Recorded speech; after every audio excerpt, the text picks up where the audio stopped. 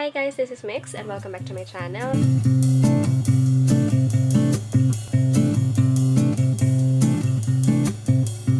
So today's video is all about my brows, and I will be using Nature Essentials Paint and Shape Eyebrow Powder, and it has two shades, Coffee and Choco.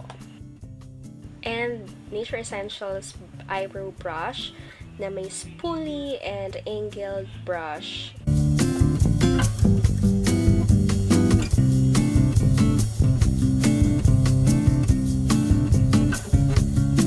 This is the chocolate, and the other one, yung darker, yung coffee. So, what I do is, I wet the brush using my tongue. Charot, hindi.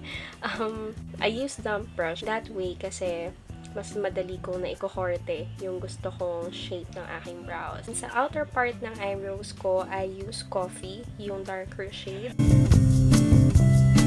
And pagdating sa middle part, I use now the Choco para, may ombre effect. And whatever product left on the brush, yun yung ginagamit ko sa innermost part ng brows.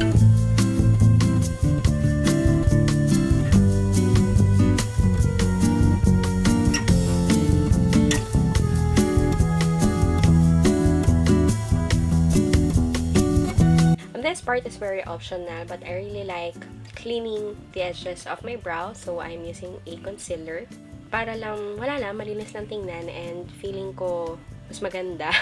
Now, ayan. Okay, so I'm gonna do the other brow.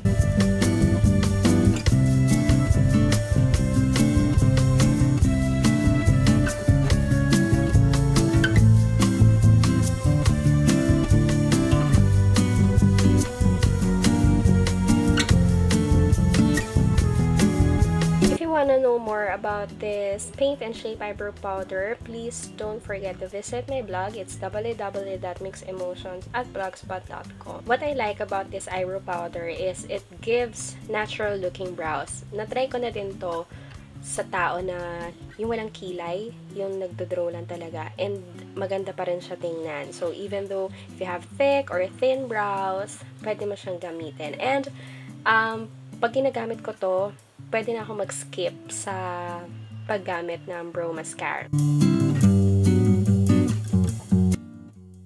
Don't forget to like and subscribe. I hope you find this helpful, and see you again on my next video. Thank you for watching, guys!